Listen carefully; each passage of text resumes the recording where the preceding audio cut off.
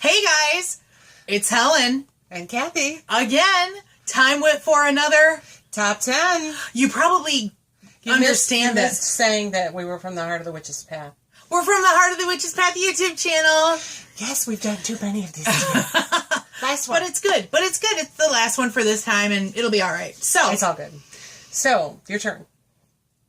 Today we're bringing you This time we're bringing you the top 10 kinds of altars.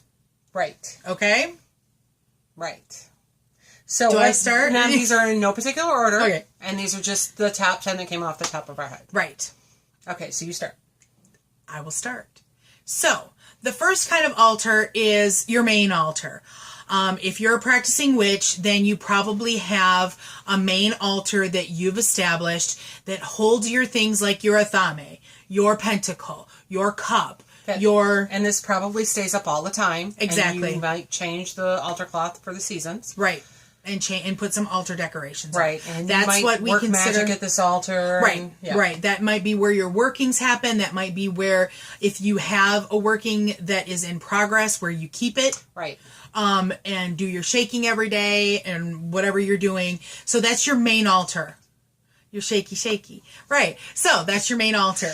Too many of these. Okay, so the next one is an ancestor altar, and this would be for anyone who is your honored dead, whether it's family or friends or even people you consider your ancestors, even if you never knew them or they were born and died hundreds of years ago. Exactly. Some might call that like your adopted family would be your milk family. Mm-hmm. Things like that. So another altar is a recently deceased altar. Some people, if they have, say someone passes tomorrow, they might set up an altar that's aside from the ancestor altar, right, and have it there that is just for that person and for a set amount of time. You kind of see this at funeral homes where they set up the board with pictures. Certainly. So that's kind of a temporary, recently deceased altar. Right, and it's something that's there for a set amount of time. It might be there for just a few days, might be a month, it might even be a year. But then it's usually you decide, right, how long do you want that there. And then once that time has passed, you will take like one specific thing, because if you've done an altar, you probably have multiple things, pictures, right, items that belong to that person.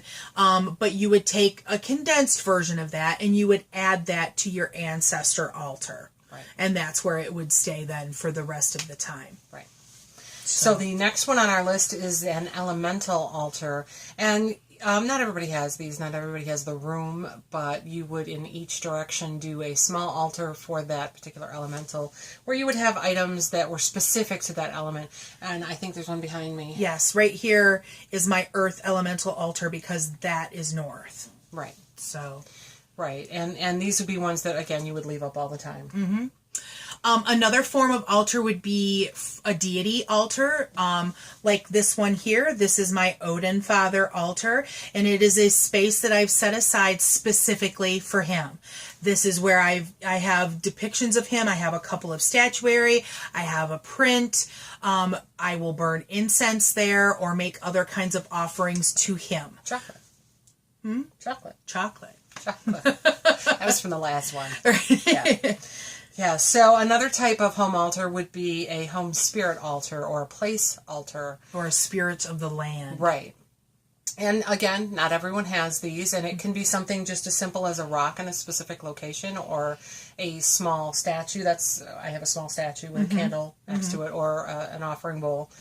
Or it could be a space in your yard where you have statuary or make altar offerings or have a burn pile. It could be as simple or plant a specific plant or something. It could be as simple or as complex. Any of these could be as simpler or as complex as you want them to be. Exactly. And have space for. And money. Exactly. And money.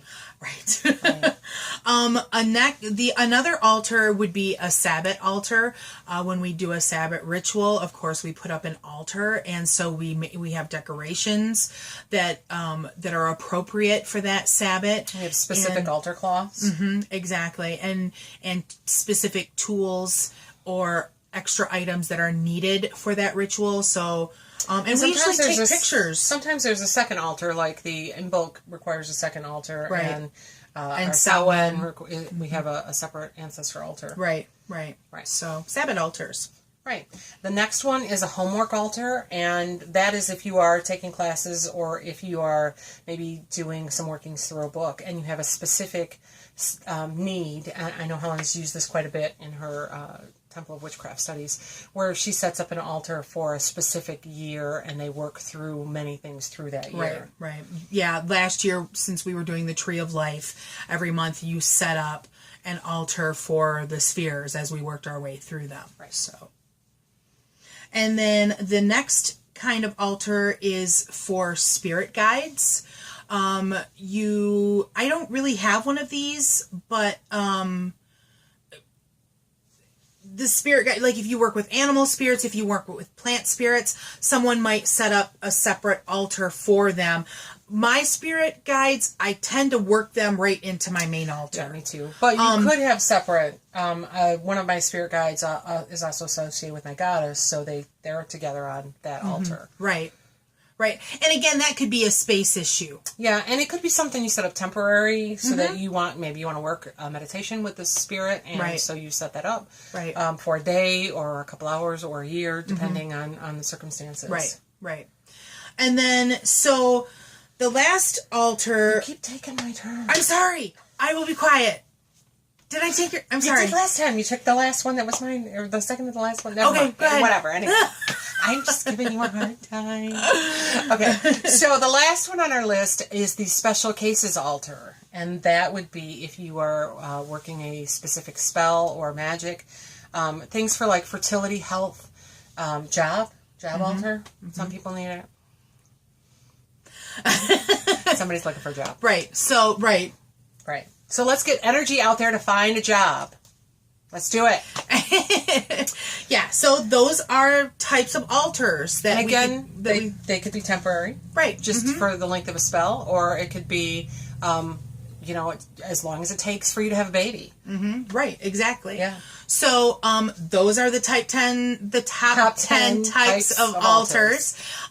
So if you think of something that we haven't thought of, please let us know. Or if you've done any of these and you want to share your work with them. Definitely. We would love to hear from you. Right. So, if you haven't already, please subscribe to the channel. Right. And if you learned anything from this video, please give us a thumbs up.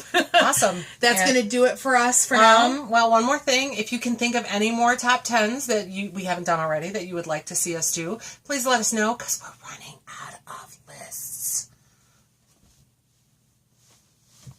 We do have a few more. Really. Thanks for walking the path for a little while with us. And until next time, blessed be.